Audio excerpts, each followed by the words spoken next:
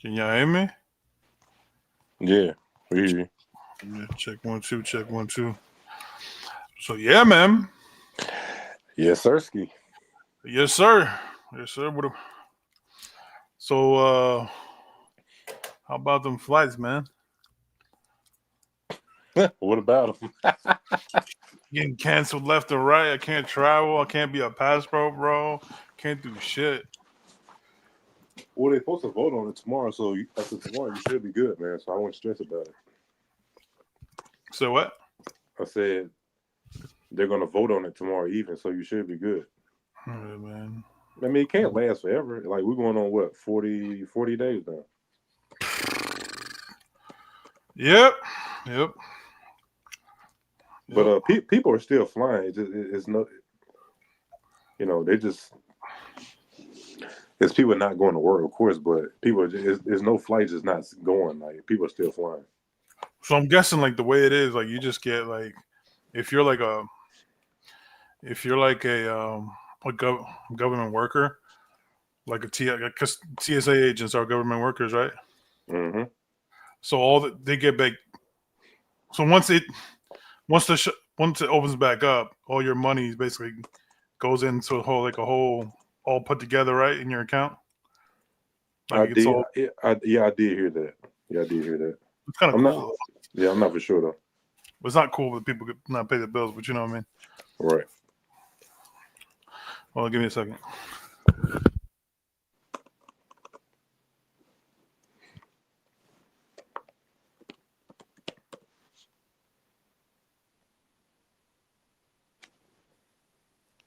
Yeah, because your ass is going to like a different continent and shit. So It'll be over by then. It should be over. It should be over by December. yeah. No, let me send It this link should to. be now. We're talking about it's in 2025, and this is crazy as ever been politically. So I'm saying it should be, but you never know with these motherfuckers. Yeah, I think this is all Candace Owens' fault, honestly. Exactly. Duh.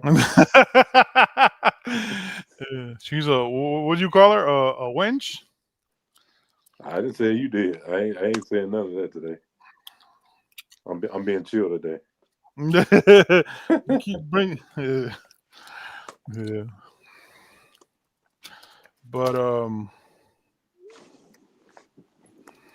on. Is B Dash coming on? Who the fuck knows? Well, he got the link, so he can come on. Yeah. Is So anybody on? Oh my bad. Go ahead. there's nobody. Just like 5 people watching. Bet. So, all right. So I remember. I remember you telling me. Hold on. I remember you telling me about. Well, hold on. There was a post that I saw, and there was a. I guess there was a dude that was going to write a book on Tupac, and then I remember like typically, obviously, we're gonna be like, what? Like, because Tupac is a subject that's how do you say it? Hard Like, to cover. no, people like suck the blood out of that subject. For sure. Yeah. Yeah. So Right. sadly, so it's like but I remember I spoke to you and like, nah, Jeff Pearlman, he does this thing like he's a real reporter Yep. slash journalist, and then there was rumors about. There's always been rumors about him being you know touched in prison. You know, Right. Mm-hmm. so that's something we wanted to find out, and then obviously, you know, I think this book put it to rest. Right, because bro, that shit was started by, of course, Wendy Williams, and then the narrative or a lie, it'll travel faster than the truth. So what Jeff did was he actually went to the prison and interviewed the CEOs, interviewed other prisoners who was there. And I was Right. like, how could Pac be raped in jail when he was in protective custody and he had a Watch the one word. man cell? Yeah, watch the And R word. oh yeah, my bad. He was he was essayed. Yeah, he was essayed Yeah. in prison, but everybody there never confirmed it. But me and you used to talk like, if that actually happened, when we have people who actually did it come out and say they did it, or we have eyewitnesses to hear it or see it, but nobody ever came out and said it. It was just Wendy Williams and people like Funk Flex and all them insinuating that it was true, and your boy Bill Courtney with no tangible evidence. Yeah, he kind of just like, yeah, because the way he put it out there was what was it? How did he put it? He basically said that the Haitian Jack and Jimmy Henchman had him got people to do it. So it just seems like, bro, it just seems kind of weird. Like you got booty goons on deck like that. You know what I mean? Yeah, and again, we would have like, bro. There are tears in prison. So if this would have happened to the number one rapper in the world, we would have had eyewitnesses to hear it, to get the point of view from after the people who did it, etc. Because if somebody in fact really did that to Tupac, they would be bragging that they did it. So we never got no names, no who, what. It was just, oh, he got SA'd in prison with no proof. Right. But he was in protective custody, like I just said. Yeah. Yeah. Yeah, man. Hold on, I want to pull something up right now. He did interview a CEO that was cool with Pac in prison. He said, absolutely not. It's like, no, it's not true. I was there every day, and that absolutely did not happen. Right. Let me see something.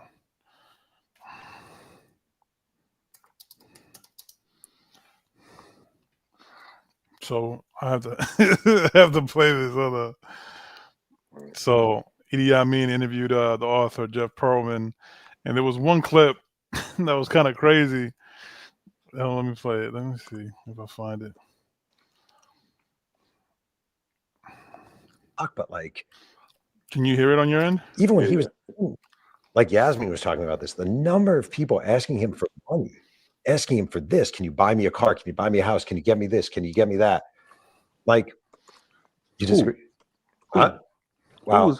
Who was asking? Well, Yasmin told me why he was in jail. Yasmin said that when he was in jail, just as an example, Afeni said there was this house and she knew that Yasmin was going to see him and said, I have this house I want to get in Jordan. Can you show it? And gave her the thing to show Tupac, to ask if Tupac would buy her a house. And Yasmin. Oh, give me a second. I'm trying to show it on the screen, but it doesn't show.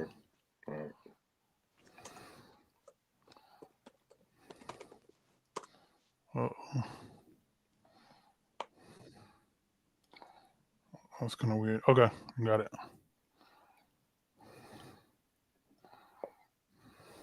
Yasmin said to me that she said to Afeni, I can't do this. Like, I can't do this. Mm-hmm. And like, I can't speak to that. I wasn't there for that conversation. I'm not lying to you. But I do know eventually a house was bought for Afeni. Correct. You know what I mean? As a part of his deal with Death Row. And I do know that, Tupac saw himself as a provider for his mother and his sister, very much so. He didn't have a large family. So, when I hear these stories of, Tupac was taking care of his whole family, it's kind of misleading because he didn't have a big family. Sure. You know what I mean? He had his mother and his sister, he had an aunt, uncle, and a cousin. But, because I know they moved to Georgia on the strength of Thomas Cox's pension from working for the New York City Transportation Authority. So they didn't come to Georgia on Pac's dime. Well, Tupac bought the house in Georgia, Which house? The where's it located? I'm having a brain freeze. Good call. Yeah. The Rays Rose house. That was Tupac money. Yeah. Yeah. Well, but they didn't live there. No, I understand. They had their own house. That was his mother's house. Yeah, I understand. No, I feel like this is where it becomes a kind of like weird. I don't know. You let me know. That's what I thought you were talking about. Yeah. But I'm just talking about because there's this misconception that Tupac spent a large part of his money taking care of his whole family. And when you hear that, you assume that it's a lot of people. Yeah. He didn't have a large family.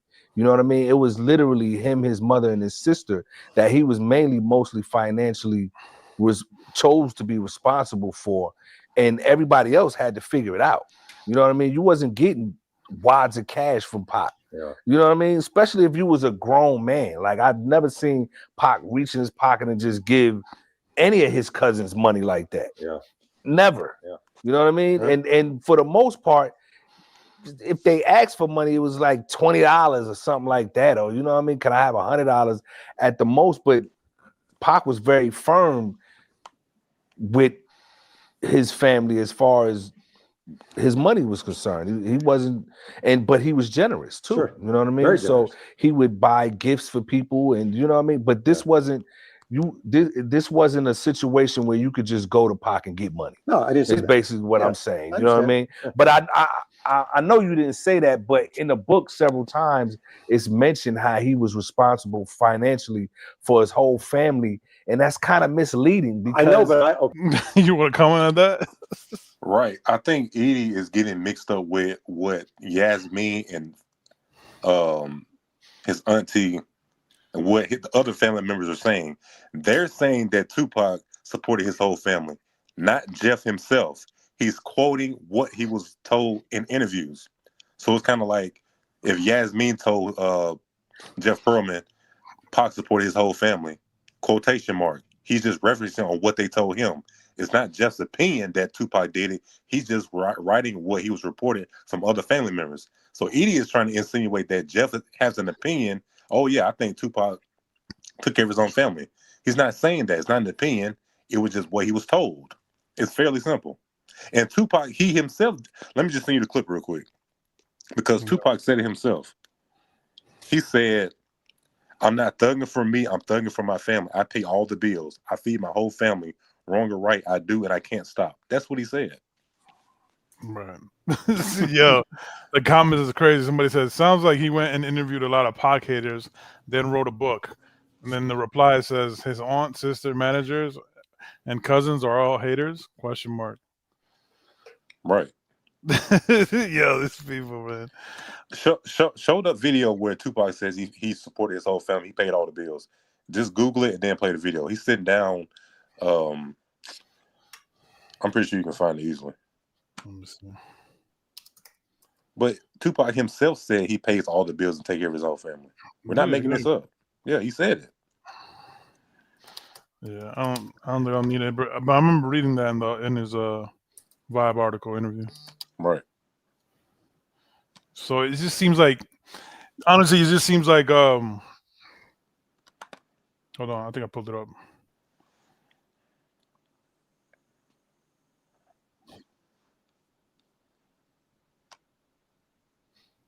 Hold on. Let's see.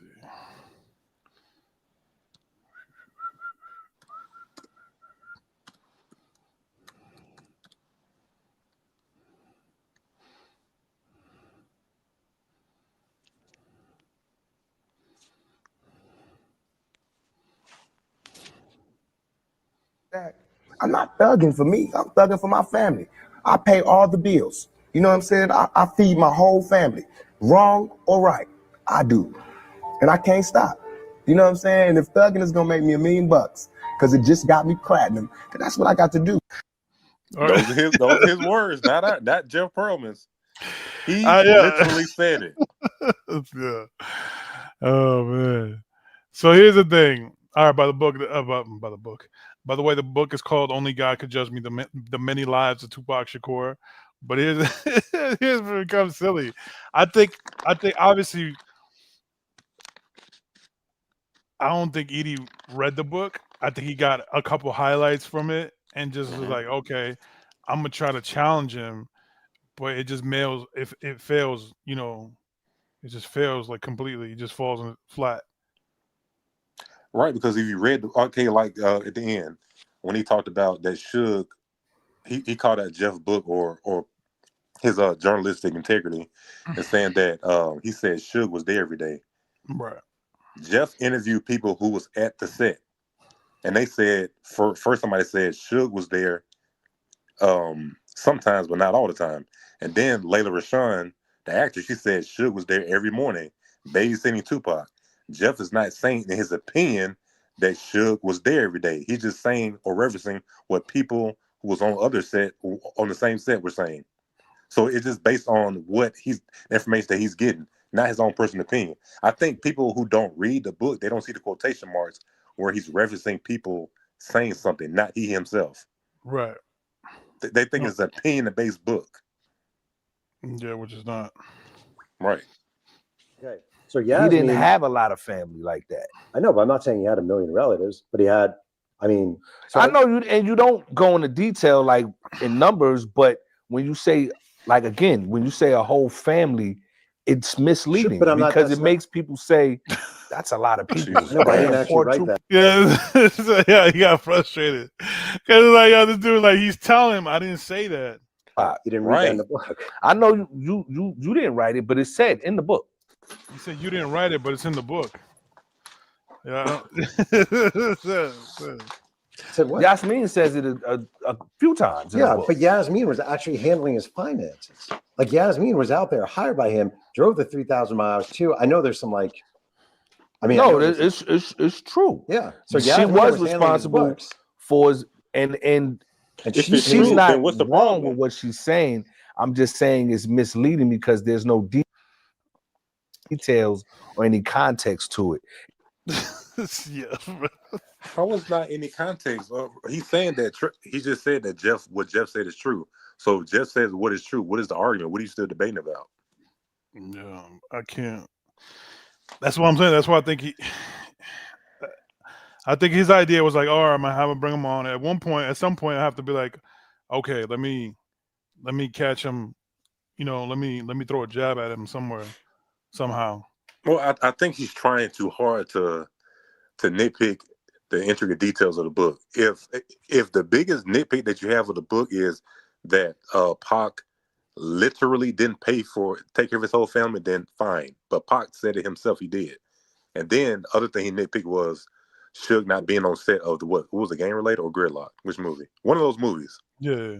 Yeah. If that's the biggest nitpick that you have, then the book must be pretty damn good. Yeah.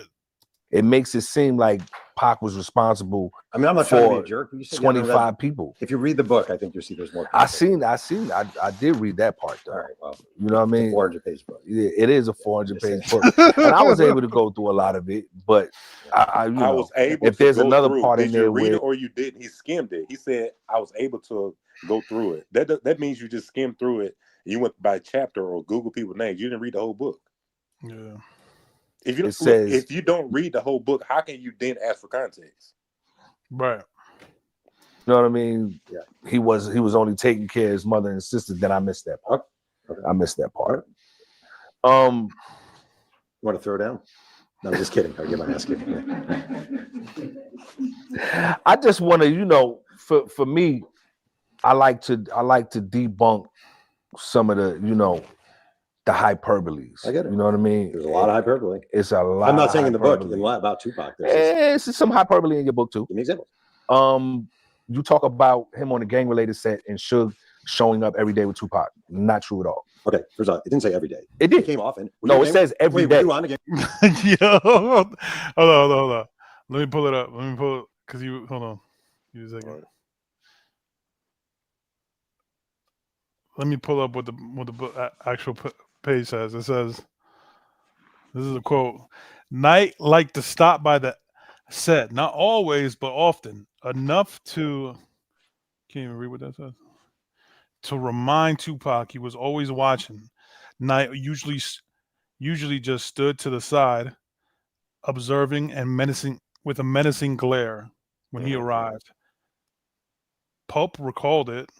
It was like I could smell the sulfur. Yeah, sulfur. Yeah. What does that mean? Okay, what page is that? It doesn't say it right there on the one in that photo. Okay, I got the book right here, so I'm just gonna go to it. Yeah.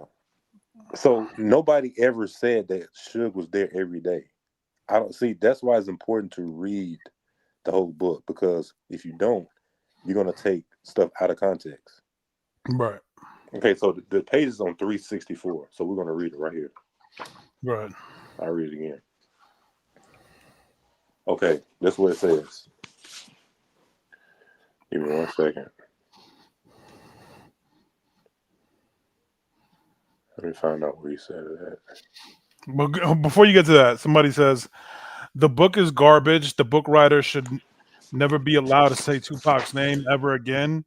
It's nothing but lies and BS, an embarrassment. What did he lie about? Yeah, well, what's the lie? What, because he said something you didn't like? Maybe Jay, we're not trying to be fun. We're just asking about what did he lie about and what's BS. Just tell us one lie, and then we can talk from there. But if you got the quote, go ahead. Before Jake might take a minute. I'm still reading. I'm trying to still find the page. Okay, this is what it says. Mm-hmm. Before long, the producers figured something out about Tupac. All close-ups had to be shot in the morning because during lunch break, he retreated to the trailer to get high. Red Eyes said Jones. A quote. He dug him some weed. It was fine. We worked with it. Then it says, Knight liked to stop by set. Not always, but often enough to remind Tupac he was always watching. Knight usually stood to the side, like you said, observing the menacing glare. So this is not Jeff saying this. This is references and quotes he's getting from other people who were there. So right. in their opinion, Suge wasn't there every day. So where did he get that? He said that Suge was there every day. Jeff never said that. He never said that in his book. But man, this just makes Edie look bad, bro.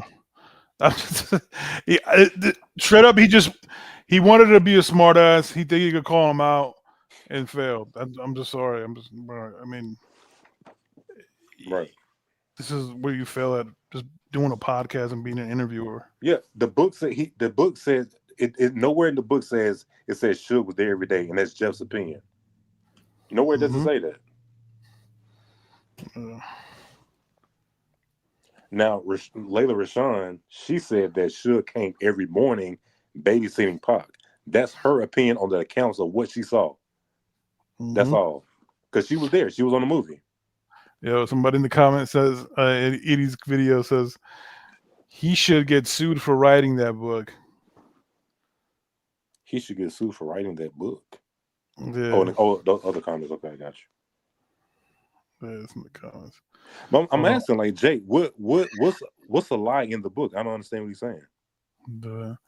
Although somebody replied to your comment, they are being way too hard on this guy. Edie denies talking to him before the book, then brings him on to complain about the book being wrong because the guy went viral. So this will give Edie attention. Yet before he wanted nothing to do with him. It's so in reverse. I don't want to be interviewed for your book. Now I want to talk about your book is wrong, but I didn't read the whole thing. Exactly. If a reporter asks LeBron James post-game, why did they lose? And LeBron says, our players suck. And the reporter publishes an article with LeBron's own quotes. How is the reporters at fault? He's reporting that others told him people are so stupid they don't know what quotations are used for. And I think this is an opinion-based book. But yeah, why decide not to interview for the book? And just interview him anyways. Post-publishing the book. Crazy. Getting related to that? Absolutely, because one of the things you might be right. I was about to go to the page. Right. Okay, go ahead. Yeah, it said Suge showed up every day, and somebody, not you, but somebody alludes to the. Yeah, it's absolutely because one of the things. You might be right. I was about to go to the page. Right. Okay, go ahead. Now this is the thing. Jeff should have told him turn to the page, but I think he just he later want to argue with it, go back and forth with him. So Edie was like, "Yeah, I'm gonna turn to the page and show you that Suge was." It says that Suge was there every day. Mm-hmm. He should have just pulled it up because then he would have. Yeah, man, he would have looked just dumb, man. Yeah. So Jeff never he himself said Suge was there every day. That was him interviewing Layla Rashawn, who was also on the set. That's what she said, that she seen Suge there every morning babysitting Tupac. That's all she said. It's not Jeff's opinion. It's just what he was told via somebody there. That's all. Right. Jesus Christ, man. Edie knew Tupac all his life. I'll take Edie's word over hearsay from a bunch of random MF. They worked on the set. They're not random motherfuckers. They were cast members on the movie. How are they random? Is what's her name? What's her goddamn? He just said it. Is Layla Yasmin Rashawn? a rant? No, Yasmin. Right. Yeah. How is Yasmin? Yeah, is Yasmin random? Okay, Compton. Compton Blue. Edie was there every day. So was Layla. That's her opinion, just like it'll be Edie's opinion that he wasn't there every day. Who's to say Edie isn't wrong and she's not right? Somebody said, hold on. Somebody said, Edie was on the set every day too. Okay, that's fine. We're not disputing that, but we're disputing Layla was there too. So why would we take Edie's point of view over Layla Rashawn's point of view when both were there every day? Who's to say that she's wrong and he's right? That's my question. Somebody said Edie, decent rapper, terrible interviewer. He's not a bad interviewer. I just don't. I just feel that he's scared. No, I think he just failed as an interviewer. Let's call it what it is. He's fucking sucked. I'm sorry. To be as old as you are, and I say that with respect when I say old. Okay. But you can't. You know what I mean? You can't even read a couple pages. Yeah, my just guy. read it. Yeah. Not only did his team fail him, but like, bro, come on, man. You know you're better than that, bro. Yeah, it says Suge showed up every day, and somebody, not you, but somebody alludes to the fact that it was creepy that Suge was there every day. Suge was running a $300 million record label with other artists. He didn't have time to sit and babysit Tupac. I will counter you by saying, yeah, at one point I don't think he even cared about any other artists except Tupac. Yeah. And I interviewed about 6 different people who worked on Gang Related, and they did talk about Suge being there either often or all the time. Now, you may disagree. In the book, you say every day. Okay. And we as the Outlaws, stop it. we would go to the set. He said in the book, you say every day. He himself did not say that. Layla Rashawn did. Jesus Christ. And I don't think she even said it every day, right? She said he was there every morning. Okay. Right. Babysitting Tupac. That's what she said. With him every day. Yeah. Because he didn't like to be alone. So he had his security, and then he had us. Yeah. And Suge would come every now and then. You know what I mean? Like, Suge had no interest really to be on a movie set. That's not what he was into. Okay. And he didn't need to babysit Tupac. Okay. And honestly, Pac probably wouldn't allow that. Okay, well, I'm just going to say 2 things. Number 1, I'm not saying you're wrong. I'm saying I interviewed a lot of people, but I'm saying number 2, you turned down my interview request. Yeah. And I would have loved to interview you. Yeah. I'm a nice guy. Yeah. You are a nice guy. Yeah. Couple of years. Hold on, this is what pissed me off though. I'm not gonna lie to you. Hold on. All right. I'm gonna play this. Yeah. What'd you say? Okay, I'm going to read from the book. This is page 366. 366. Okay, this is what it says. Actors were due to the set at 10 a.m. and Tupac arrived accompanied by Night. Every single morning, it was creepy. Quote, Suge was babysitting him in a way, unquote, said Rashawn, who was born in Compton and witnessed gang violence as a youth. So that's what she said, not Jeff. Mm-hmm. So go ahead. In your feelings, man. Y'all very emotional, very upset about a book that just came out called Only God Can Judge Me, The Many Lives of Tupac Shakur, written by New York Times bestselling author Jeff Pearlman. Now, Jeff Pearlman comes from a sports background. He particularly is known for sports journalism. He's written several books directed at sports. Books about Bo Jackson, Brett Favre, the Lakers, Walter Payton, the list goes on and on. I think 11 in total. I may be wrong. But that's primarily where Jeff comes from. This is his first time doing a book on someone from the entertainment field, pop culture, if you will. And of course, if you're going to write a book as far as pop culture is concerned, and you want to go on top of that when this guy was really active doing his thing, and it still continues to move, that this is coming from these people's perspective, these people that had personal interaction that they knew personally. He did reach out to me to be involved with the book, and I declined.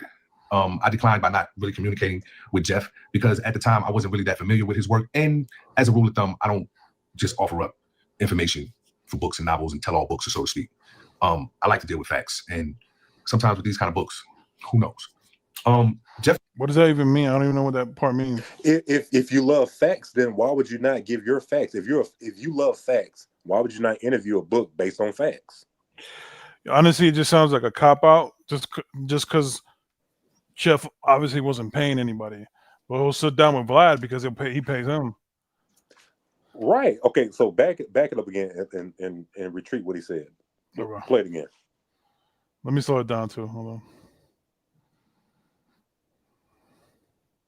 I don't just offer up information for books and novels and tell-all books, so to speak.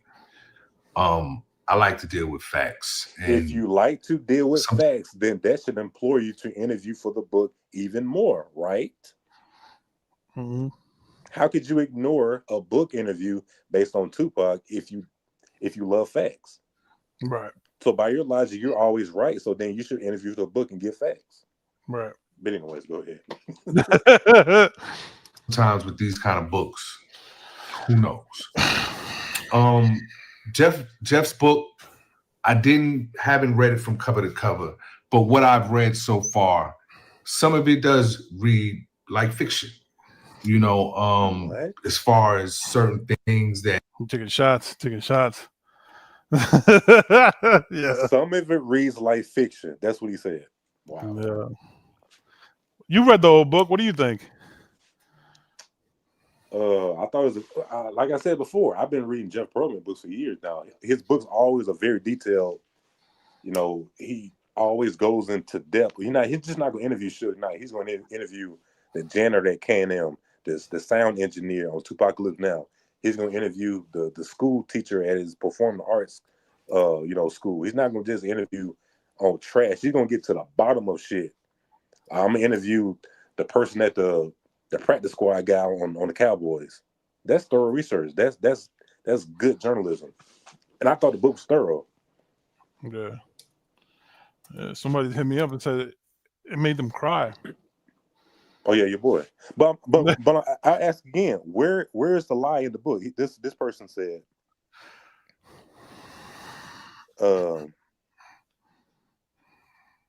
let's even go to it. But yeah, I can't find a comment, but he said it was lies in the book.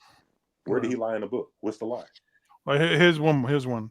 Somebody says, I don't like the Quad Studio self-inflicted theory. That's actually been out since probably the day he got shot. And it's been out in somebody else's book. In 2005, the hip hop cop put it in his book. That's the first time I ever heard it, that he shot himself, you know?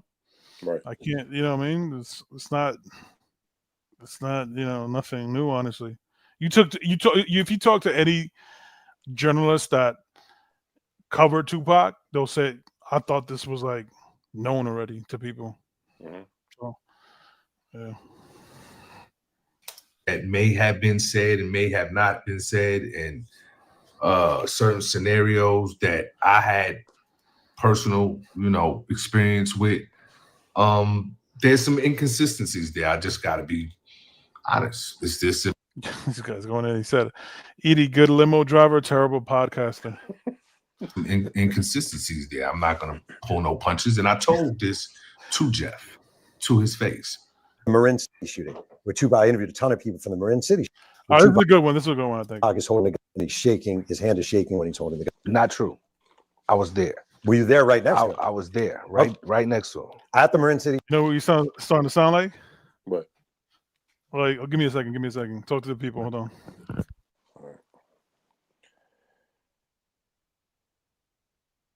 I'm just heckling. I don't know what's real or what's fiction these days.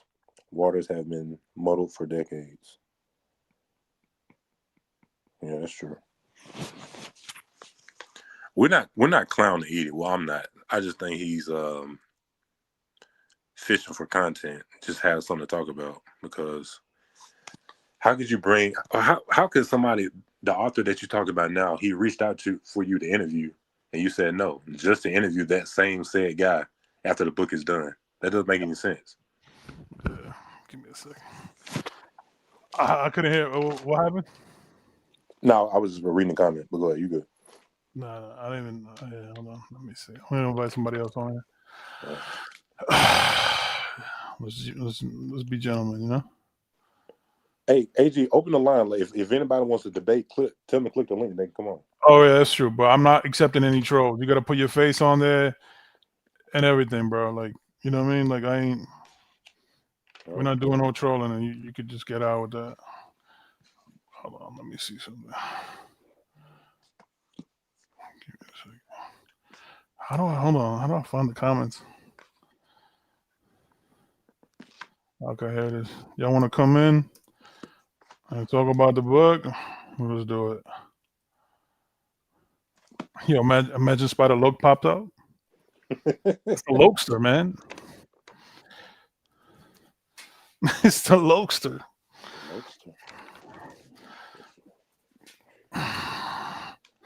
Damn, man, you good? You breathing hard as fuck. Nah, I think it's the chair. Oh. Yeah. Plus, the mic is really close to me. Okay. It's like literally, I have like the Janet Jackson shit, the Michael Jackson shit. That's literally what that is.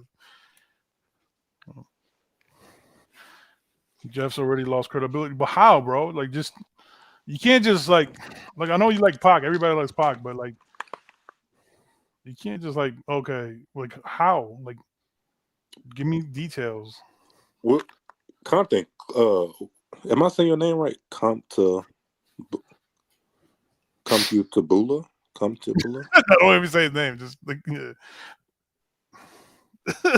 Yo, it sounds crazy. Don't do it. Don't do it. No, I was really trying to pronounce the name. I think I know what it says. I think I know what it's. I think it's something like, yeah. I kind of know what it says. No, I'm saying he can click the link and we can talk about it. Yeah. Computer Blue. Computer Blue. Yeah. Damn, my camera not working. Okay, here it is. All right. Go ahead. Hold on, give me a second.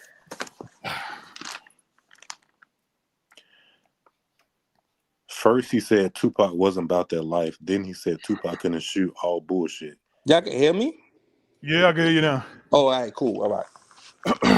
All right, man. So, What's going on, fellas? How y'all doing? What's up, brother? How you doing, man? I'm maintaining, bro. Maintaining. Coop, can you just like break it down to him, like what we just spoke about Edie? Yeah. So basically, Edie was trying to say Jeff has things wrong in his book, but Edie doesn't know what referencing and quotation marks are. So he thinks when Edie put something in the book based on somebody who told him who were there, what they told him, he thinks that's Edie. I mean, Jeff's personal opinion. Jeff Pearlman, right? He doesn't know what quotation marks are. Right. Yeah. So we're just So breaking he's down. saying Jeff got it. Well, this is my thing. Well, and this is about what you're saying about Edie. How is Edie even gonna say that Jeff Pearlman don't know what he's talking about? Because hold on, Putty, that's my daughter. See, my thing is, he's talking to a lot of people that Edie don't even know. Right. All right, I'm Putty. I'm doing something. All right, I'll be right there in a minute. That's my little baby. Huh? Yeah, get one. Yeah, so how's Edie gonna say Jeff Pearlman don't know what he's talking about when he's talking to the source himself, and Edie don't know these people? Right. And I was telling somebody earlier. So Edie's saying he was on the set of Game Related every day. Okay. So his opinion matters. Right. He was there every day. So based on his right. So but we're getting a quote from Layla Rashawn that said Suge Knight was there every morning. So he's saying that's not true. So who's to say that Layla Rashawn isn't telling the truth, but you are? Right. Because she was there every day as well. But why would he say that's a lie? That's kind of like why does it even matter? Okay. Why is that why is that a big thing? Right. That if she was there or not. So he's just trying to discredit this man, saying man is lying. That's what he's okay. So the book is 400 pages long. Yeah. Not including the index and the glossary and all that shit. Yeah. If that is the biggest thing that he got wrong, is that nitpick intricate detail, then the book must be good. If that's your only little gripe with the book is a couple little details here and there. He reading that shit, right. And he didn't even read the whole book. He just surfing the book looking for details that might not be true. Oh, he nitpicked. Oh, he's wilding. Nah. I don't think he even nitpicked. I think somebody on his team just like, okay, this is what it says, and it's like it just came like secondhand information. You know what I mean? Right. So now That's all. he said he's looking for. He said Jeff's in some parts of the book is lacking context. How could you talk about lacking context when you haven't read the whole book? Right. Did he elaborate on what he meant by that? What did he? No, that's all he said. He said because I would love to see this interview that, you know what I'm saying? Oh, okay. He did a live? Yeah. He interviewed Jeff. We were just playing it. I'll play it for you. He interviewed Jeff for real? Yeah. I'll play it for you. You probably could like. Oh hear it shit. on your, Okay. But give me a second. We got somebody who tapped in and wants to. Do you think? No problem. All right. All Positive Network. Let's I'm bring you to the stage. Yeah, what's up, Positive? Yo, what's going on? How you doing, man? What's going on, fellas? I don't want to cut the brother off that was speaking, but I read the whole book. I read the whole book. Okay, and I read Stacey Robinson's book. Okay. What'd you think about Jeff's? Look, man, I'm gonna put it like this, man. I don't know what Jeff's motives. I don't know if it's good or bad, but prior to the book, I didn't have a lot of respect for Tupac. Look, Tupac's not that much older than I am. Like I said, I was born in 77. Tupac was born in 71. I was born in 77 as well. Long before. Exactly. I was listening to hip hop long before Tupac or Biggie ever had an album. Right, me too. Me too. So I love Tupac's music, but I didn't respect him as a person because I was 19 when he passed away and all the trouble that he fought. You know what I'm saying? But Jeff book made me respect Tupac a little bit more to see where he came from. I respect absolutely. A lot of people think like, yo, man, he's trying to tarnish Tupac. Like, no, he actually make you feel bad for him. You really should feel bad. Right. The one that got it the worst was his sister. His sister's the one I want to hear her side of it. I'm trying to tell you. Yo, she got it bad, but yo, my whole thing is like a lot of stuff, like he didn't even touch on a lot of stuff that even Stacey Robinson touched on in her book that Tupac was doing. Yeah, what was the difference? I'm sorry to cut you off, but what's the difference with Stacey Robinson's book and Jeff Pearlman's book? Would you say since you read it? Oh, okay. Stacey Robinson's book. She mostly talked. She didn't go in on Afeni. She didn't talk about the stuff Afeni was doing, and she didn't focus on his sister. She focused 100% on Tupac, like how he grew up and she dealt with the Baltimore years, and she talked a lot about Jada in her book. Pearlman didn't talk about Jada. He didn't talk about Jada. He touched her like one time. And I read Jada's book. Jada's book coincides with Stacey Robinson's book, like the mutual friend they had, and so I read her book. Like I said, I get like 8-9 books a month from Amazon. I'm finishing up Lionel Richie's book now. I got like maybe 2 chapters left. So I'm a I need you to get. Let me plug my book in. I need you to get my book, bro. I wrote 3 books on Amazon. Well, what book you got? I'll go to Amazon right now and get it. What you write, man? All right, go Laquan Johnson, LAQUON Johnson. Okay. Oh, good to see they on Audible and they hardcover too. What's the title? What's paperback, the title? Sorry. Motivational Motives. Generational Ignorance and Habitual Habitat. When you type in my name, it'll come up. 3 books. Motivation. Thank you. I appreciate you, AG. I got you. I might just plug that, put it in. Motivation. Put in the chat. Yeah, I'm gonna put it in the chat. I'll see more. That's me. Chat, man. I'll pick it up right now. The one with the question mark and the head on the front, the question mark. That's me. Motivational Motives. I got it. Yeah, Motivational Motives. Yeah, and then all 3 of my books that come up, they paperback and Audible, and Kindle. Don't worry. I'm gonna do the whole. Okay, yeah, put it in the chat. I'll get it from you. No problem. I'll buy it. Appreciate you, brother. All right. But yeah, what was your question again? My question was just that what was the difference between Stacey Robinson's book? And hold on. Anybody who doesn't know, Stacey Robinson's book is the authorized Tupac biography from the estate. But go ahead. Really? Yeah, because she actually read that, but I haven't read that. Yeah, she knew Tupac personally. She knew him personally. Okay, I'm going to read that. Absolutely. A lot of stories coincide with each other, and he actually quotes Stacey Robinson's book in it, like the whole thing about Tupac beating up the sound guys at the shows. I've heard him mention that name in the book, right? Yeah. He quotes her a lot, but yeah. a lot of stuff. Like I said, a lot of people are mad at Jeff, but actually, it's some of the same information. They should be mad at Stacey as well because a lot of stuff I didn't know that Tupac was doing. But one thing that stood out about, because like I said, I remember when Tupacalypse Now dropped. I had Tupacalypse Now tape and the CD. I bought the CD. My favorite song was Part-Time Mother. That was the last song on the tape. Part-Time Mother. That was my favorite on the album. But I didn't like the album as much because of the beats. But listen to what Jeff was saying. Tupac really didn't have control over the beats because when he would have a beat he liked, Interscope would make it. So when I went back and listened to it, like after I finished, I was like, man, I respect this album a little bit more now because it wasn't his vision. So I respected it more. So Jeff, actually, like the problem is, and I say this, like I read a lot, man. I read and I listen to music. A lot of people don't know how to read. Like you're right. That's right. They don't comprehend. They don't know how to read. That's true. I don't know if that makes sense. That's real true. No, that's facts.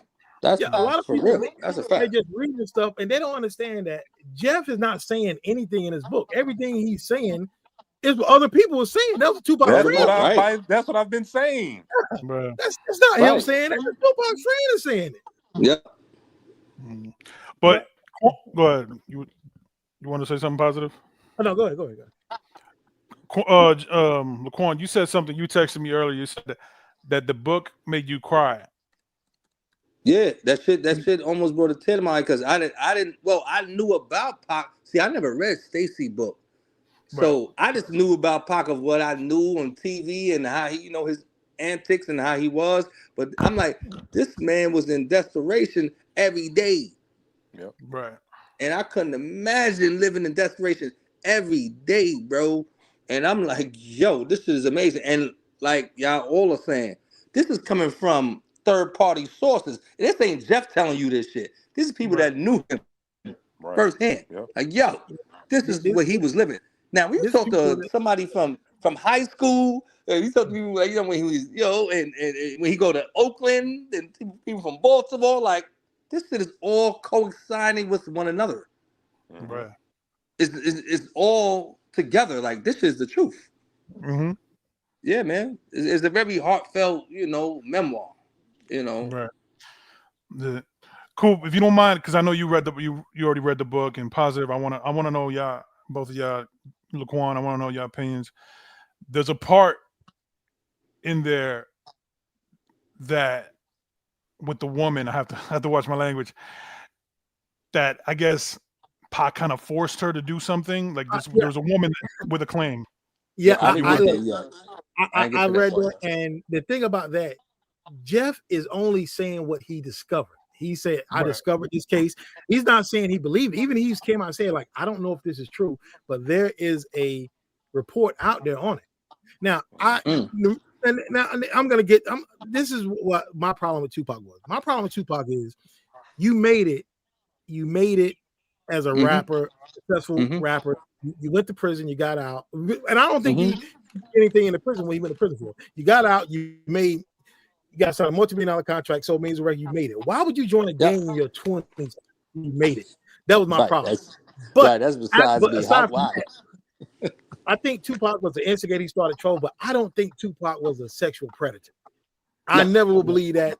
And even Jeff Pearlman, he's not saying, he's saying, I don't know what to believe, but the report is out there.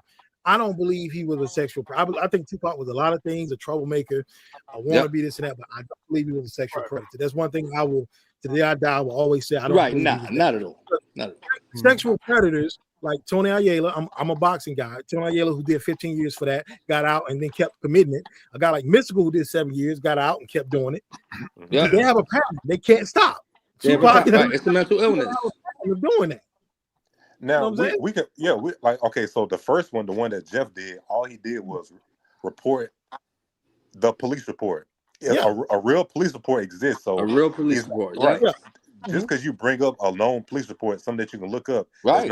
You're not endorsing that he really did it. You're just putting out a known. It's just news. So a lot of people saying he's insinuating. No, he's not insinuating anything. He's just saying that a police report exists. Jesus Christ. I don't know why That- people get so upset over this shit. That's why I said that people don't know how to read. That's what I was saying. Exactly. They don't know how to See, read. why it's so informative? Because it actually lets you know. See, because I think with Pac, he was a great influencer, but he was also easily influenced. You understand? Yes. And Yeah, I think that's that's true. where this whole thing I with the said- girls. You understand? Yes. Yeah. Mhm. And I said think after reading when he Stacey got Robinson. around with his boys, he was a different person. He code switch. You understand? Word. Yeah. And I think when Tupac was with Digital Underground, even Money B was like, "Yo, Pocket ain't that serious. You ain't got to do that." With the whole incident with the public enemy, That's right. Chuck D, and so on, Yep. Chuck D, I Chuck D told just him, read "It that ain't part. Yep. serious." He's like, "It ain't that serious." But when he got with Death Row, they matched his energy. It's like, okay, Right. you want to be somebody else? Now you Let's this do dude. Yeah. And that was the problem. Bad came move. right there. Bad move, bro. Now, Bad like, move. You know what I'm saying? Pac wasn't a soft dude. He came from Panthers. So Nah. Panthers, if you come from Black Panthers, Black Panthers, Nah, he wasn't soft at all. Yeah, the Black Panthers are with the business like that. They was gangsters in Yeah, their own they right. serious. So They serious. to say Pac wasn't really like that, I mean, he shot 2 people, white boys beating up a black guy. Right. Right. It's some gang members in LA that won't even do that. So I'm just not gonna say Pac. You know, he wasn't a soft guy. He had like more warrior spirit than he did like red and blue type guy. Now, what's homegirl name? AG Jackson, her last name, the one that he allegedly. Rihanna. Yeah. So, like I always said, with that situation, I could put myself in that situation, and if this girl, like I'm gonna say, I said it publicly before, if I'm getting fellatio in the club the day before, and then the next day is me and y'all 3 brothers and y'all my mans, and we chilling, and she come through and we doing whatever we gotta do. In back of my mind, I might think, damn, she might be about that life like that. You know what I'm saying? She get me fellatio. Come on, I know, and I'm not saying that. I'm not saying that's okay. But as a 23 or 24-year-old dude, and then if I get up and walk away, I'm walking away because I'm saying she might be about that. And I think that's where Pac went wrong. As in our age, we wouldn't do that shit at our ages. But as a 23-year-old dude, you might, damn, she might be about that. Let me just walk away. She might let them do what they got to do, and he like that. Isn't that She what I just gave said, me- AG? I said that. I said if you read the details of the case and in the book, this is what Think happened. about it. Ayanna Jackson gave him fellatio on the dance floor. On a dance floor. He invites her back. She gives him a massage. He turns over. She starts massaging him again. Other niggas walk in. Pac say, I don't want to be, all right, I know what this finna be. It's finna be a train. Pac doesn't participate in the train. At they all. They run a train on her. They run the train. Is intertwined in it. Now he's perceived as a rape. I mean, as an SA, whatever. He walked out. Yeah, he might be implicit of He went to didn't another stop it, room, they said. but he never RAPED that girl. Yeah, I agree with that. I don't How know. can you do that? How can you do that from another room? Right. And you why know would what? you do that to somebody that just gave you fellatio Exactly. the day before? That doesn't Right. make sense. It's the same thing. It's the same thing as a Mike Tyson thing. Oh, she man. cried. Yeah, she cried. You know, she said that because Mike Tyson kicked her out the room and didn't pay for her taxi to get away. That's why she cried that. Yeah. Facts are facts. The facts are the facts. That's crazy. You know This is who really- amazing, bro. You know who really went in on Tupac in this book, who was really upset the way he turned out and knew him from a kid? Yasmin Fula. She really went in on it. Because Who's she that? I don't know if I got to that part. Who is that? She was she helped raise him from a child. Like, remember, her son was he was the only one who was going to identify the shooter of Tupac. Gaddafi's mom. Yeah, that's Gaddafi's Gaddafi. mom. Yeah. Oh, Yasmin, right. Yasmin, Got you. Yasmin is Gaddafi's Right. mom. Yeah, she was really going Gaddafi's moms. Yeah. She was talking about the stupid mistakes Tupac was making and signing with Suge was a super mistake and all this stuff. And she was really going, but she didn't go in like she didn't hate Tupac because she helped raise him from a child. But she was she really made some bad mistakes and was hanging with some people he shouldn't have been hanging with. And But she's the one that gave the real on Afeni. Afeni was on some bullshit a lot of times. Yeah. A lot of times, you know, we praise Afeni. Yeah. But we got to keep that shit funky. If a woman is fucking up, we have to keep the same energy as when men F up. Truth. Afeni was on some bull crap a lot of the time. That's just a lot. facts. And you know what? I don't understand. And I figured Afeni was on some bull and she didn't like the book, so she was opportunist. Is when Afeni passed away, and you don't leave Tupac's legacy to your only daughter. You leave it to a white man. Right.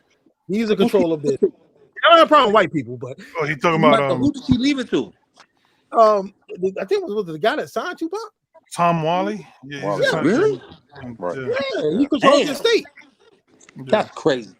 I don't have a problem with white people at all. I'm just saying. Right, come on, you don't do that. You gotta keep that in the family, man. That's crazy. Yeah, he controls Tupac's estate now. His daughter has her daughter has no control. Tupac's sister has no control of the estate. I don't know if Afeni was on like that, doing that. It was a part early in the book where Tupac was in Baltimore. He was at the Performing Arts School, and at this point in time, he had gotten like settled and had started making friends, or whatever. Mm-hmm. So he was like, he told his mom that I'm going to bring my friends over later on. Yeah, and so he brought his friends over later on. Yep. She's in that motherfucker smoking crack. I read that, man. I felt bad because, like, yo, imagine you're a teenager and you bringing your friends home and your mom smoking crack. I just felt bad. That. That's what I'm saying, bro. This man, I didn't know that she was for real. Like I said, I didn't know how long into his life she was a crackhead, bro. Until reading this book. I think who Pac, when he was a child, thought was his dad, Legs. He thought Legs was dad. Legs got Afeni hooked on crack. Yeah.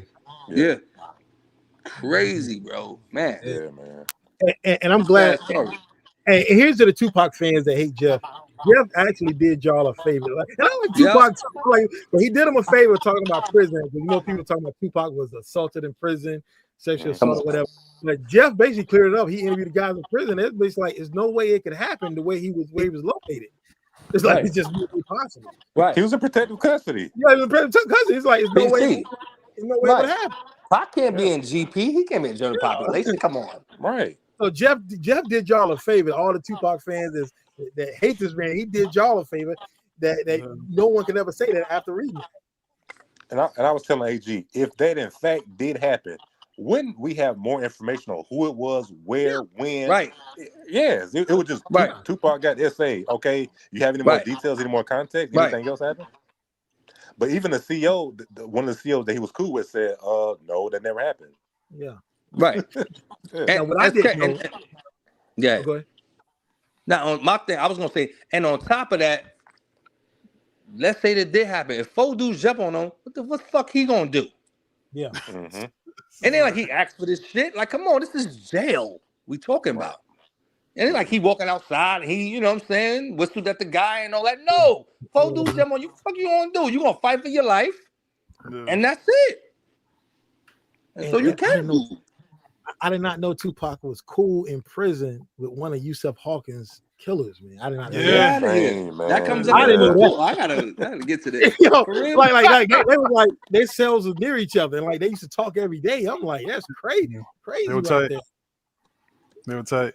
Yeah. Supposedly Yusuf Hawkins is innocent. I mean, not innocent. But the guy who was responsible for allegedly had played a part in that is innocent. So that's a different topic. But yeah, you may want to look into that case. But it's crazy. Okay. Didn't the guy play like college baseball or something? That was another guy in college that beat a guy up. He had like his old girlfriend or whatever. Yep, sure did. Because his ex-girlfriend was dating a black guy, so then they jumped the black guy. But the guy introduced Pac to Machiavelli. Like he had the Machiavelli books in prison. Really? He told Pac about that in prison. Yep. Interesting. That's crazy. But let me play this clip. I want to know what y'all think.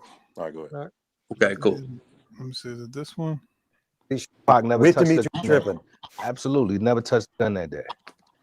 Never touched his hands. Absolutely. I have to. Marin City shooting, where Tupac, I interviewed a ton of people from the Marin City, where Tupac is holding a gun and he's shaking, his hand is shaking when he's holding the gun. Not true. I was there. Were you there right next to him? I was there, right next to him. at the Marin City Pac never with touched Demetrius the gun. Strickland. Absolutely, never touched the gun that day. Never touched his hands.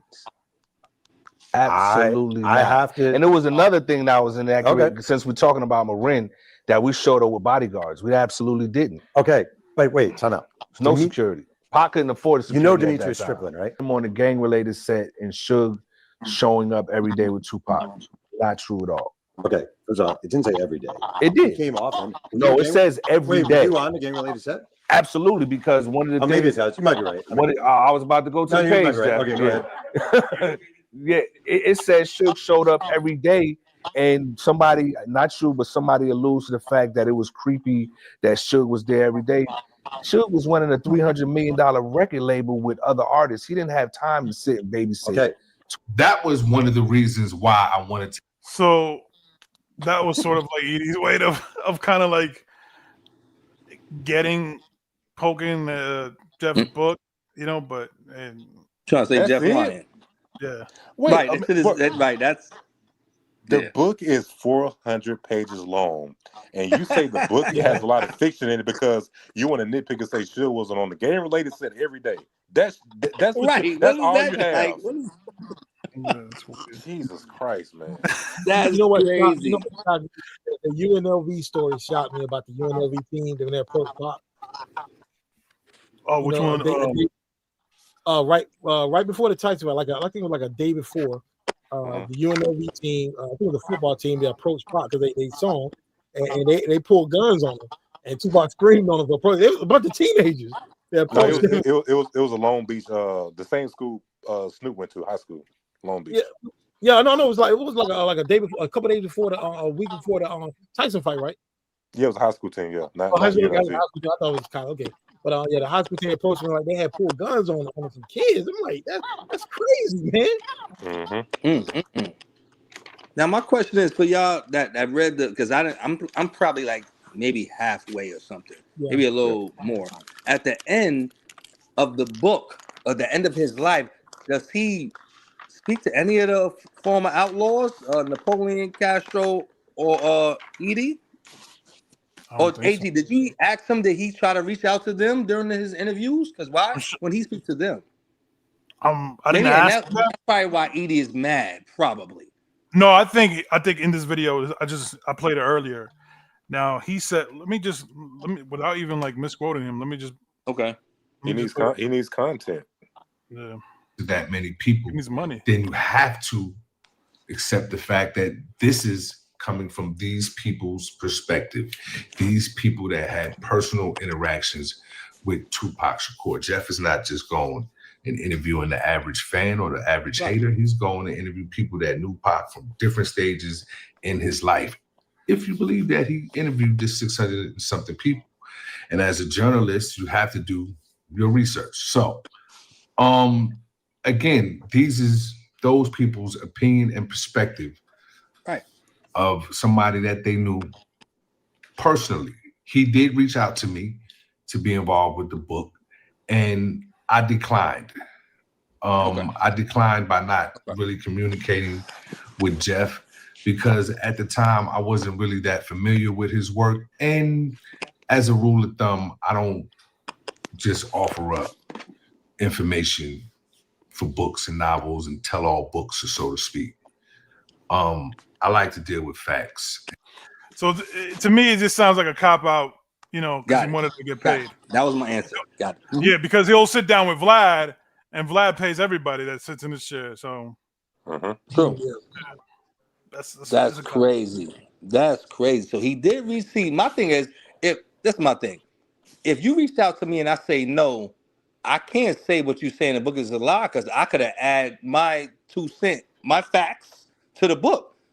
So if I'm gonna say this is facts, the only way I'm gonna say this is facts is if I come to you, you come to me and I speak about it, and then I hear some other shit that doesn't coincide with some shit that I know. Right. But if I don't, if I don't entertain it and I'm not a part of it, I can't say nothing about it. Exactly. Yeah. But In my opinion, I can't say nothing about it. They're wrong at the wrong person. Like they're mad at the wrong person because like There are quotation marks in the book, like y'all said. Right. I agree, bro. There are quotation marks, so you got to be mad at the people who made these quotes. Right. He should have spoke. I think Edie should have spoken in the book and said, you know what? Well, shit. He should have said, you know what? Let me see what you got thus far. Let me read that, and then I'll put my shit in. Right? Let me see what you got. Let me see what you got. Let me read that, and then I'll tell you if I want to be part of it. Before I say no. Money B made a statement in the book. He said, and he wasn't bashing Tupac, but he's like, anybody that's ever known Tupac and said they've never been in an argument with him, they're lying. Right. I read that. Right. And we know that to be fact by reading the book. Like, oh yeah, he was about that. You know what I'm saying? This is what he do. And they say in the book that he probably did have an undiagnosed form of ADHD. You know what I'm saying? And the weed was the thing that calmed him down and all that, which, you know, that's reasonable. You know what I'm saying? I think this man's life, he probably did have some type of mental illness. All this shit he been through, man. Right. I was just about to say, bro, the dude came from nothing, man. He seen his mom strung out on drugs. He grew up in a house with no food, with rats and roaches. Roaches? He got PTSD from getting kicked out of every house he was at. The dude had a hard-ass life. He trusted no one. Exactly. You can't trust somebody in that type of lifestyle, bro. Why would you? And one thing Stacey Robinson book notes that I didn't know, and Jeff didn't go in on this, but any guys ever seen the movie Death by Temptation? You ever seen that? What's it called? Say it again. Death by Temptation, the horror movie from 1990. Kadeem Hardison, Bill Nunn, James Bond III. I seen that many years ago. I can't remember what it was about, but I did see it many years ago. Yeah. Well, Joel's grandmother in the movie, Minnie Gentry, who's Terrence Howard's great aunt, Tupac's first acting role. He played in the Raisin in the Sun with Tupac in that Baltimore play. She was in it with Tupac. Minnie Gentry, legendary actress. Stacey Robinson talked about it, but Jeff Perman he didn't go in on that detail of that. But that's crazy that legendary actress Minnie Gentry, that was her first. That was Tupac's first role with her. That's crazy. That's damn. That movie's on 35 years ago. It was a play. Raisin the Sun, they did a play on stage, but But Death by Temptation, she was Joel's grandmother in the movie. She had a lead grandmother in the movie. Yeah, they did that play at Apollo for River Jesse Jackson when he was trying to run for presidency. Yeah. Yep. Well, hold on, Coop. You I'm not sure if you have this in your notes, but there was I don't want to keep I want to clear it up because the essay that report claims, it's a little iffy to me. It is, man. Can you break it down, Coop? Right, yeah. You mean the first one or the Ayanna Jackson? The first one. Okay, basically they was at some club in West LA. I forgot the name of the club. And this girl was celebrating her birthday party, and she saw Tupac. She said, "Let me dance with Tupac." And her friend said, "We'll wait for you." But her friends ended up leaving her. So it's crazy. Tupac and I don't know the people he was with because Jeff didn't name them, but they got into the car, and she was wanting to get dropped off back at school. Well, so she said. So they go back to Tupac's house, and Tupac said, "I have to get some out, my house. So just come in." She's like, "No, I just wait here." Like, "No, come in." So she says she walks in Tupac's house and then goes to his room. And she says she gets scared because she sees a revolver with some ammunition on his nightstand. So then she says she's scared. Now, she didn't never say that after they had intercourse or before that she said no. She just said they had intercourse, and she said that she didn't want to do it. But she didn't say that she told him no. So after that, then she wants to go home, and then Pac tells one of his guys to drive her back home. So then they drive back to the club. The club is closed. So then they drive to this gas station, and she goes in to the store and whatever. And then whoever was driving her, one of Pac's friends, she said, "Well, if I'm driving you back to USC, you have to perform the same thing you did with Tupac." Yeah. So she said that she then was raped by this guy, and then she goes to USC, and then she gets out the car and runs to her dorm room and knocks on her boyfriend's door and crying and whatever. So her boyfriend was like, "Oh, I'm going to get my homeboys who are gang affiliated to go jump Tupac." So then she files a police report. So then this one gets hairy because she said the police didn't file a report or try to get somebody locked up because she had a chance to run or tell somebody at the convenience store and she didn't. That's basically a short story of what happened. Yeah, that is. Go ahead. No, but there is a part where she's okay. Here's the thing. She comes in. At one point, she said she kind of I feel like, depending on where you kind of broke it down to me after you read it, was that she kind of complies and then decides not to do it in the middle of it, or depending on what I gotta watch my language. Sexual position they were doing, she wasn't with it. This is with Pac, you saying? Yeah. Okay. And she said she go ahead. removed her earrings because she didn't want her earrings ripped out. So she allowed her to move her earrings too on that. Right. Yeah, it was weird. It was just, That was weird, man. What was weird for me with that, real quick, AJ, I'm sorry about that. When she said that her girl, now this was her birthday, right, Cool? This is her birthday? Yeah, it's her birthday, yeah. Why would your friends leave you on your birthday by yourself in the club, right? I'm a dude. My dudes never let me. I'm a dude. They never left me on my birthday in the club. And I'm like, if they did, did they leave you because you were so enamored with Pac and his peoples that you was like, all right, I'm gonna stay with them? But in the police report is they left me. What? Right. That's what jumped out to me. You're the birthday. Look, Hey, I've seen her. I went to a lot of clubs and I've seen the birthday girl. The birthday girl there is the center of attention. They let her get drunk. They drive her home. The birthday girl never left at the club. I've never seen all my years in the club. Never seen a birthday girl do the ride home. On your birthday? Never seen it. Okay. This is me. Okay, so I have it pulled up in the book right here. So go ahead. This one says the police report broke down by leader's account. Once inside Shakur closed the door to the bedroom and began kissing her on the mouth and neck. She said that she was standing against the dresser with the door behind her and Shakur was standing in front of her next to the bed. The victim was afraid to run out the door because of the numerous male blacks in the front of the house. Shakur began undressing the victim and she did not protest, citing her fears. Okay, this is important. Listen. Shakur began undressing the victim and she did not protest, citing her fears that he would become violent. When they were kissing and fondling with each other, she never did say no. This is very important. She saw a chrome revolver on the nightstand next to the bed and said nothing to Shakur about it, fearing for her life. So again, that's what a gray area is, because she never told him no, and she didn't push him over or nothing. That's what a gray area is. Because if you would have kicked and screamed and said no, rape, he probably would have stopped. But you said nothing. In both instances with her and Ayanna, if Pac's mans wasn't there, them chicks is with that business. I think this is where it get crazy, because the dudes was there and now they got they got a scapegoat now. Oh, his friends was there. You know what I'm saying? It's crazy. That's the two commonalities with both situations. The peoples was there. Okay, this is the other part. Then she said Shakur placed her on the bed, laid her back on after he removed his clothes, he placed a condom on his P word and had vaginal intercourse with her. He turned the victim over on her stomach and attempted to enter her rectum. She began to protest by screaming for him to stop. She said that he was hurting her and she began to scream. While Shakur was undressing the victim, she added that he had to untie her boot-like shoes in the process. She removed her large hoop earrings herself because she did not want them caught and possibly ripped from her lobes. She also said that she also had a hat on which she also removed herself.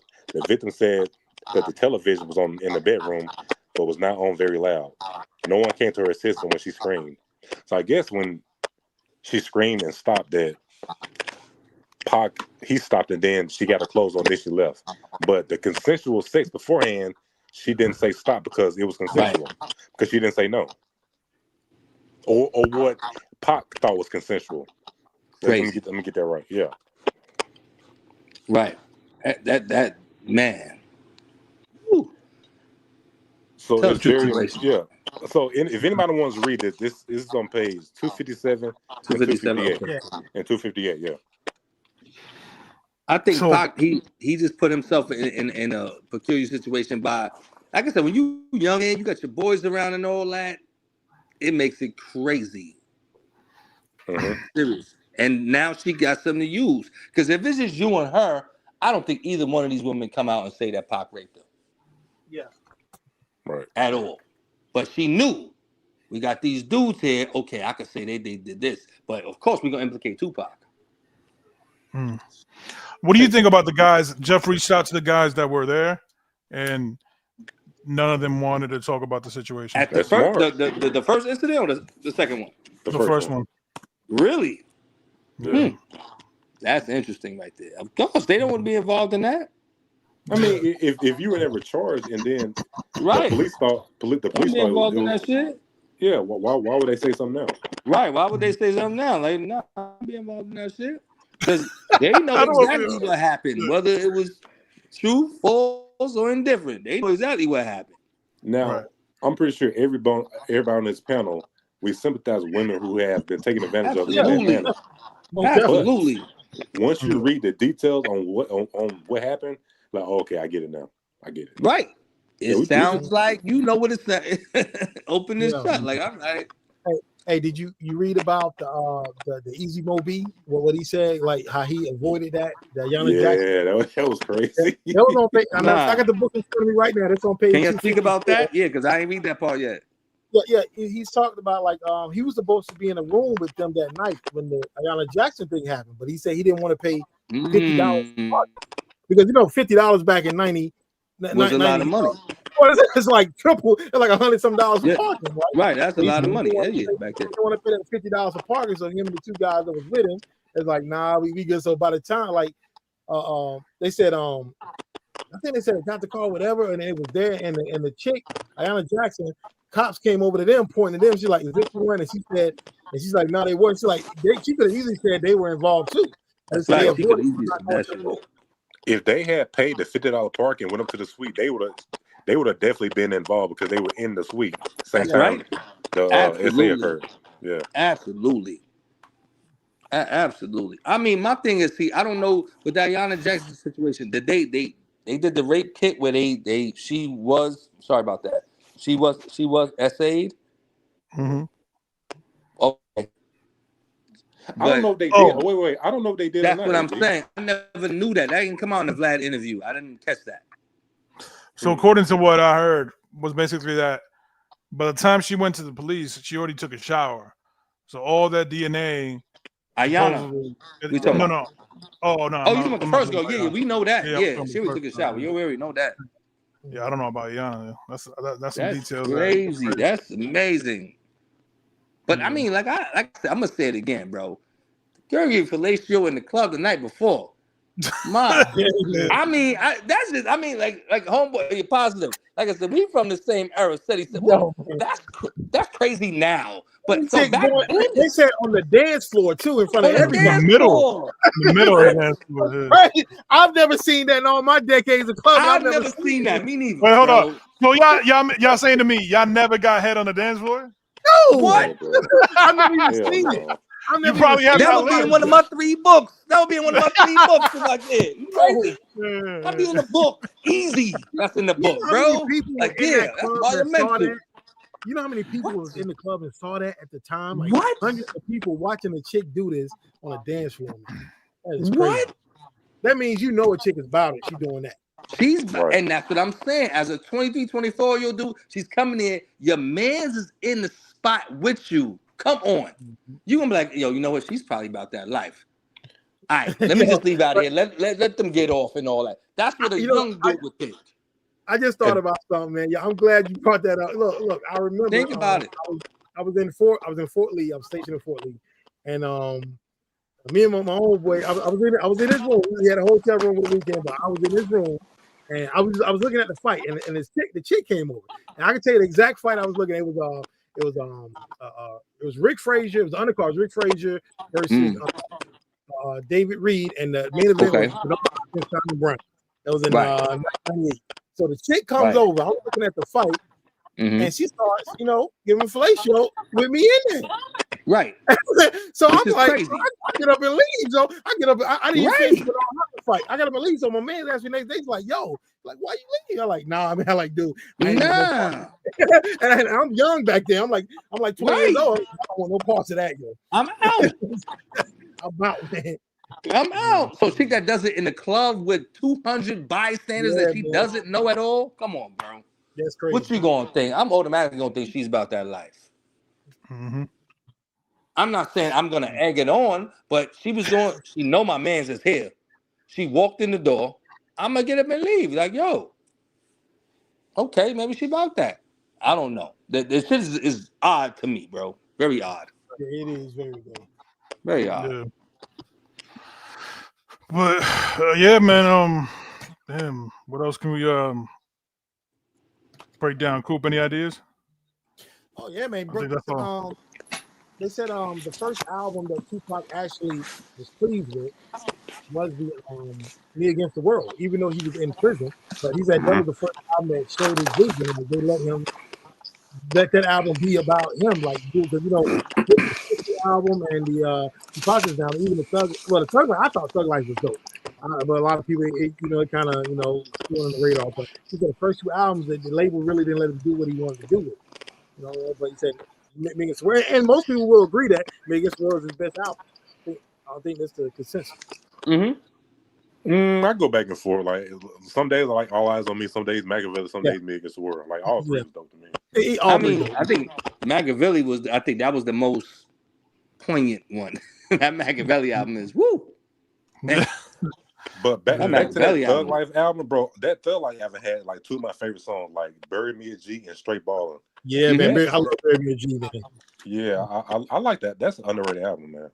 Very underrated. But you got to think the time it came out and what was going on, so that's why that flew under the radar. Another interesting thing was that about that Bruce Seldon and Tyson fight. So they were originally supposed to fight in July. I think it was like July 13, 1996. Yeah. But what happened was Tyson allegedly got bronchitis, so then they pushed it back to September.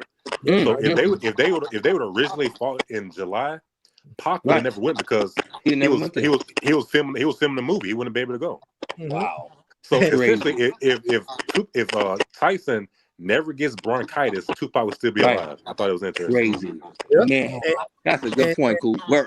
That's crazy. The crazy thing about that fight, that's the day first day I went to MEPS and joined the Army. I joined Army on September 6, 96. I always tell this story because I remember the day before Pac got shot. Before Pac got shot, September 6, 96. That's what I did. I joined the Army. I went to MEPS, and the next day I went back home. I was like, I was telling everybody, like, yo, I'm hyped for this Tyson Seldon fight. I think Seldon's got a chance because he got a good jab. but Seldon, he threw the fight because he was scared. And then, I looked at the fight. I went to bed later that night, and I woke up the next day, found out Pac got shot, and I'm like, again? Again, right? Again? Yeah. You know what I'm saying? But it's crazy, man. And another thing, Bruce, if you go, after I read this book, I said, let me go watch this Bruce Seldon fight again. Oh, he threw the fight. He definitely threw that fight. The dude, he laid down, man. He didn't even get hit. Let's just say that fight lasts to the 12th round. They might miss Orlando Anderson in that lobby if the fight lasts longer. Right. Another good I don't like to play what ifs, but what if that fight lasts another 35, 40 minutes? Orlando might, he might see a chick over there somewhere. They might miss him, but the fight only lasted 2 seconds, and everybody was done after that. Everybody was in the lobby. Damn. Crazy. Yeah, man. Interesting, crazy, man. How that's the whole story transpired is crazy. Do y'all know who Ron Hightower is? Oh yeah, the director. Yep, I like that part of the story. Yeah, I've heard it. I didn't get to that book. Yeah, porn star. Ron Hightower was a black porn star back in the day. He was a dude, and all the guys used to look up to him because he fucked so many bad chicks on. And Pac, actually, like they had a party at Ron Hightower's house, or is that Pac's house? I can't remember, but they had like an orgy with all these different porn stars and chicks. Yeah, he was fucking Ron Hightower. He actually directed the How Do You Want It video. Yep. Because Ron, he said Ron told him, like, instead Tupac told Ron, like, yo, I want you to direct my video. Ron told him, like, look, man, if you want the girls, you ain't gotta try to butter me up and sweet. Just be the girls to be with you anyway. But he's like, nah, I want you to direct the video and all that. And then if y'all look at that I Am Magic video, like I think the beginning, what's the first beginning of the song? Oh, you a Muslim now? Nobody. He's talking about his cousin King. Somebody's cousin, cousin King. Yeah, I didn't know that. I found it. I didn't know that, man. I found it out in the book, man. Another part, he's talking about his ex Keisha.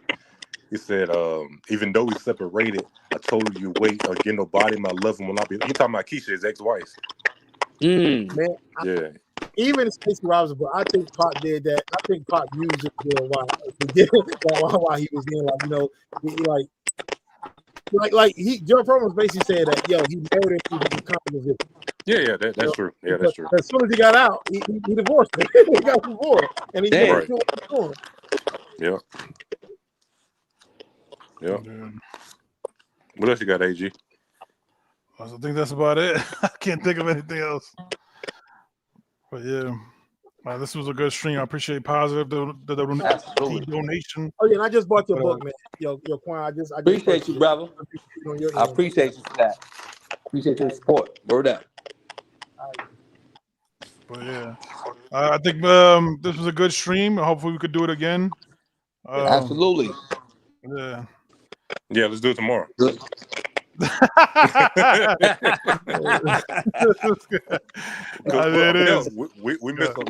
miss a lot of shit, but we can't stay on live for 3 or 4 hours. So I think we can save the information I got for another day. Whenever y'all free. Yeah, let me know, man. Definitely. You know what I'm saying? I appreciate y'all for having me on, man. I appreciate that. You know what I mean? Nice to meet you, bro. Yeah, nice to meet you. Absolutely. Man. Positive. Stay up, brother. Positive. Drop your IG or something, you know, on the. Is it All Positive Network? My YouTube page, IG, all that. You know what I'm saying? Okay, bet. I'll follow you. All right, man. Okay. All right, y'all be good. Cool. All right, AG, take it easy, bro. All right, bro. Y'all be good. All right. Later.